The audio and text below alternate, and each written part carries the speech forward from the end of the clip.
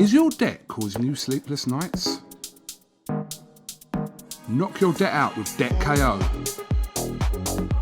And your debt won't be the only thing keeping you up at night. Debt KO, free impartial advice on all your debt.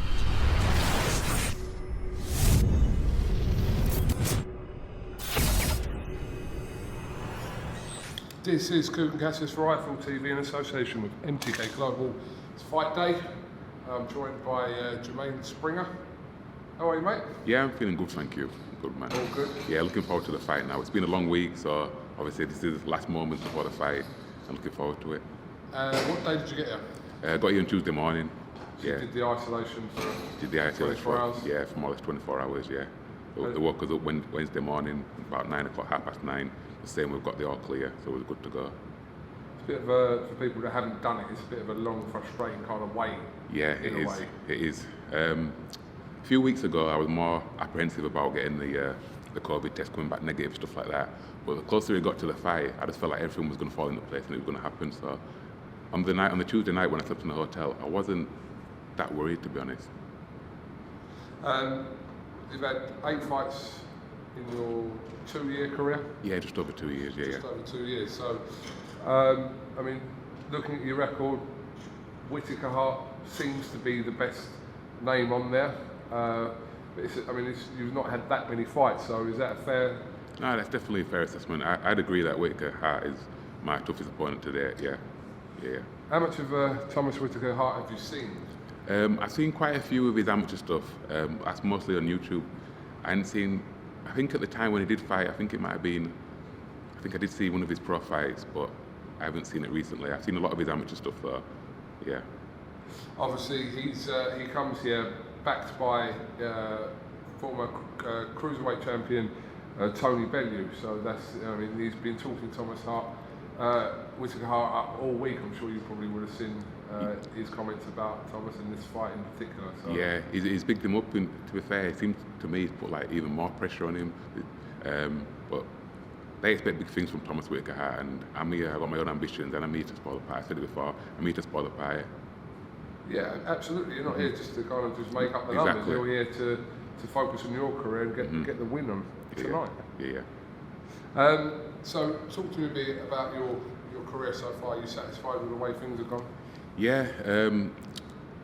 After my first 2 fights, I kind of knuckled down. I changed coaches. So since then, I feel like I've been improving.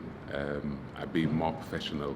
And everything had kind of progressed. Even though I've had that one loss in between that time, I still feel like I've progressed in that time. What's the one thing you learned or picked up from that loss that you've kind of taken it forward to try and turn it into a positive moving on in your career? It just shows that I can come back from defeat, really, and I've still got the willingness and determination to bounce back. A lot of people said, a lot of people did say, Jermaine's a good fighter, but once he gets beat, it'll have nothing to do with boxing no more.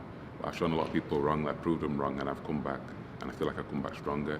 And also, in terms of tactics and just a few things that I did wrong in the fight, I feel like I've improved on them, staying a bit more defensively responsible, and just being a bit more cleverer with my attacks and my ring positioning. I think I've read somewhere that, I don't know if this quote is accurate, but you've said that you've got nothing to lose tonight. Have you said that? Yeah, I have got nothing to lose. Like there's no pressure on me. He's the one that's got all the expectation. He's the one that's signed with Matchroom. He's the one that's Tony Bellew'S boy. So there's no pressure on me. Only the pressure that I put on myself. Tony Bellew, I interviewed Thomas Hart and Tony Bellew yesterday, and Tony Bellew's instructions to Thomas is to go out there to knock you out. You know, that was his simple instruction to him. Yeah. But I'm assuming that's your plan as well. Exactly, yeah. Anywhere, whether it's knockout, points, I'm just going to be in there and I'm just going to be giving everything I've got. I don't want to leave that ring and be like having loads of regrets of thinking that my opportunity to do something. I'm going to leave it all in there.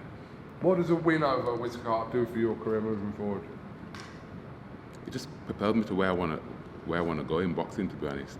It'll be a massive achievement, and it'll just be a step to move on further, to fight for titles.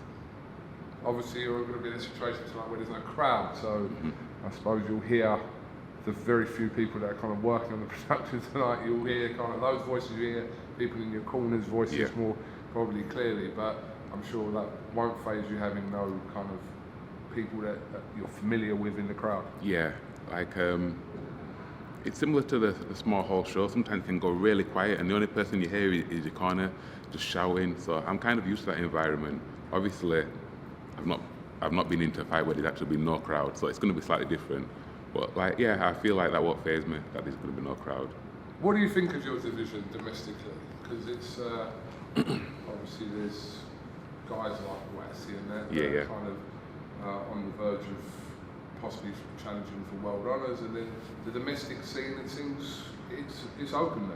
Yeah, obviously you got your top boys, Waxy, Callum Johnson, Yard. They're the top boys, and below them, I think it's very similar. I think there's like kind of 3 tiers when it comes to the domestic scene. You've got your top boys, Waxy, Yard, Callum Johnson, and then below you've got like a group of very good boxers: Shaq Peters, Lyndon Arthur, Saya Burton, and then below that is just where a lot of the light heavyweights are in that position, that try to move on to that second tier to fighting for British titles, English titles, stuff like that. Yeah, I think that's a fair assessment. I think we can't argue that Waxy, Callum Johnson and Yard are kind of at the forefront of that division here. 2 have already fought for world titles, so they're up there. And then there is like a little middle tier, so I suppose it's people vying to probably get into that middle tier to progress after that. Exactly, So, prediction from you for tonight? However it comes? However it comes, honestly, get the W however it comes, All right, well, hopefully we'll grab a word for you after the fight. So it's time now, it's like 1 o'clock, I think. Is it 1? 12? 12:30. Yeah. 12:30, so do you know what time you fight? 6 o'clock, I think just after 6, Just after 6, so literally in a few hours. Yeah. I better go and upload this quickly. Yeah, man. Okay, Jermaine, thank you very much for talking to IFL TV. People can follow you at, is it Jay Springer Show? Jay Springer Show on Instagram, and on Twitter it's Spring Boxer, and on my social media, Facebook, it's just Jermaine Springer. Okay, thank you very much for your time, and wish you the best of luck. I respect KUGAN, thank you, man. What's up, mate? Is your debt causing you sleepless nights? Knock your debt out with Debt KO. And your debt won't be the only thing keeping you up at night. Debt KO, free, impartial advice on all your debt.